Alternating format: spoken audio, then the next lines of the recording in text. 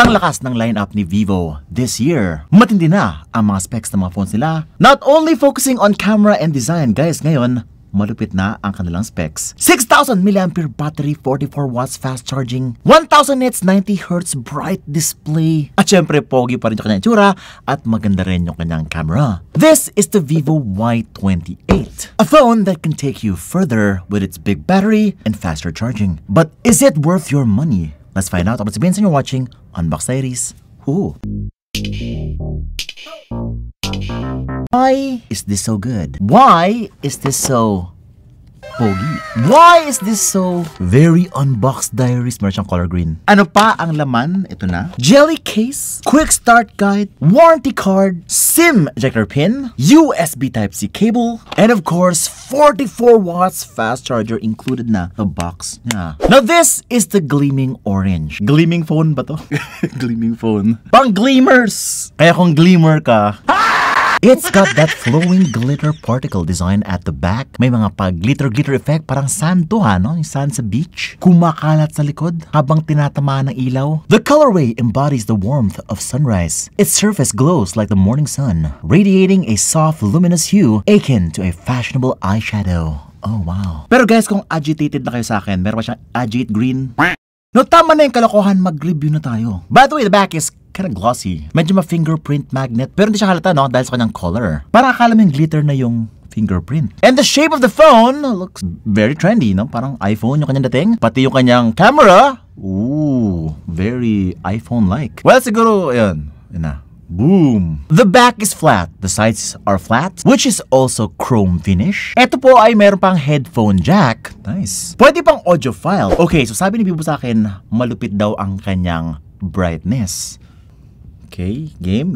1, 2, kabulag, guys, ang brightness niya. Well, actually, the brightness is way above the competition. We have compared this to every phone. Kay Transsion phone, kay Samsung, kay Huawei, kay Honor. Guys, this is pretty much one of the brightest IPS LCD displays I have ever seen. 1,000 nits po to. Alam mo yung tipong, akala mo AMOLED na siya sa sobrang bright niya. And the viewing angles is also very nice. Kasi guys, kapag kapangat yung display na LCD, kapag kakonting angle lang, medyo dim na. Ito, hindi. Konti lang po yung nabawasan sa kanyang brightness dun sa kanyang angled view. Which is great kung ayaw mo ng AMOLED display. Kasi AMOLED, guys, may AMOLED burn. Pang-saglitan lang. Kung gusto mo ng pang-matagalan, ito na bilhin mo. Actually, pang-matagalan din, hindi lang yung kanyang display, but also yung kanyang battery up to 4 years now. 80% pa rin yung kanyang buhay. Everything about this phone is pang matagalan, pang long term. Kaya pag bibili ka na nito, pang long term investment talaga siya. Sulit na sulit. At ang sabi daw ni Vivo, pang Grab driver din daw to. Kasi nga, ito a full battery can cover a whole day of delivery. Pang buong araw na walang charging, guys, kayang-kaya niya. At dahil bright na bright yung display, kitang-kita mo accurately yung information doon sa display mo. Ito pa, meron pa siyang water and dust resistance. Kaya kahit umuulan, pwede mo pa siyang gamitin. Which is, pwede ka pa rin mag-take ng orders kahit umuulan. Game ka pa rin. Tuloy lang ang kita. At alam nyo ba, meron pa siyang 300% volume increase dito. Kapag minax mo siya to 300%, napakalakas po na kanyang volume. Which is, kapag may order ka, may nag-ring, maririnig mo siya kahit naka-helmet ka pa. Well, hindi rin siya pang Grab, pang Lalamove din siya. Angkas, Move It. Pwede rin siya pang Vivo. Now this thing is not only long-lasting but also fast charging, guys. 35 minutes, 50% na po siya agad. 85 minutes, 100%. So tira mo to, bro. Very grippy siya at napakagaan. Hindi madudulas sa motor nyo. What? So look at this. Sheesh. Now the display is not only bright but also high refresh rate. 90Hz na po to. Very smooth yung kanyang display. It kind of makes you feel that your phone is very smooth and zippy. Kada swipe mo sa social media, kada swipe mo sa Grab, ang smooth ng dating niya. Naka Android 14 na rin to, FunTouch OS 14. So up to date siya. Pero Vince, hindi ako gamer ako. Ano ba yung processor niyan? Well, ito na. Ang kanyang processor ay Helio G85 processor. The joke lang. Helio G85 is still very much okay in 2024. What matters is you're able to do so much more with the phone that you have. Tinan mo, ang Antutu benchmark niya is umaabot ng 270,000 points sa Antutu benchmark for this price lang. Mobile Legends, ito na po yung tsura niya. Ultra graphics, high refresh rate, wala pa siyang ultra refresh rate. Pero looking at it right now, no? Kaya naman niya mag-ultra graphics. Medyo may frame drops na konting optimization pa munton, please lang. But if I were you, high graphics mo lang to para mas smooth yung experience. I mean, hindi ka naman din maglalaro ng Mobile Legends habang nasa grab ka. Do not play while grabbing your girlfriend.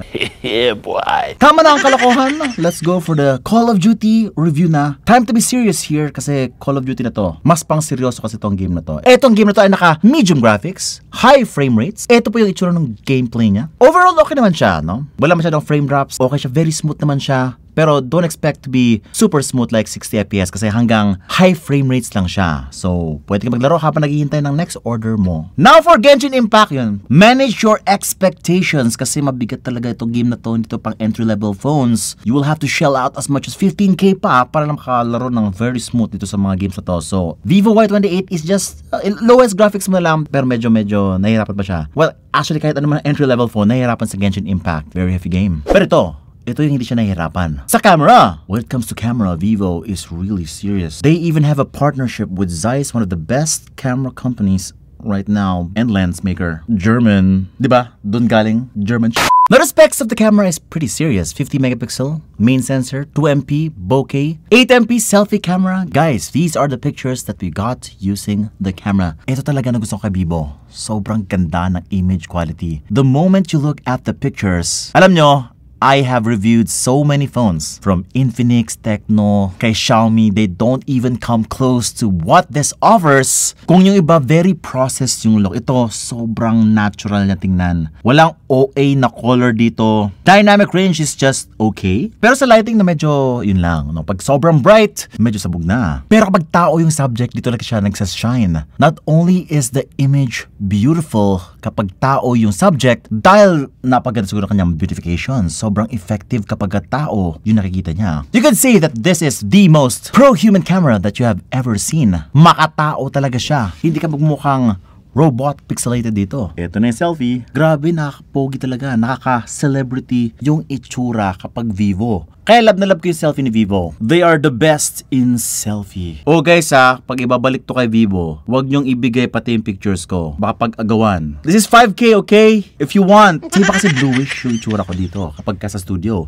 But this, kuhang-kuha niya. Alam na alam niya. Ang smart ng kanyang AI. Meron din siya night mode dito, even sa kanyang selfie camera. So kung madilim yung lugar, you can actually use this feature to improve yung low light scenes. Sa video naman, 1080p 30 frames per second lang po yung kaya niya, even sa kanyang selfie. But yes, even sa selfie, ang sarap mag-vlog dito. Ang sarap mo niya. Grabe, sobrang okay talaga yung skin ko. May beautification pa sa video. I look so handsome!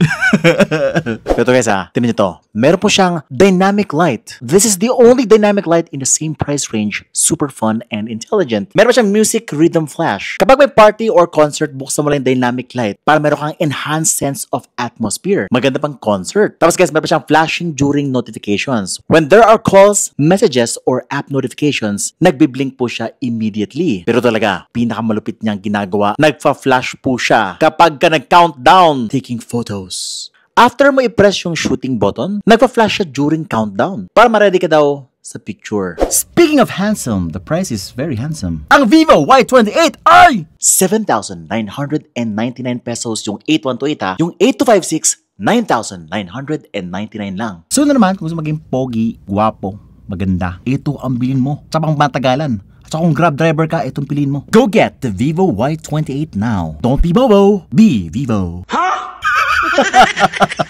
If you wanna see more Vivo videos just like this one, yung hindi nakakatawa, mag-subscribe ka lang, hit the bell icon so that you don't miss any of our great content. Sabihin sa inyo watching Unbox Diaries. Woohoo!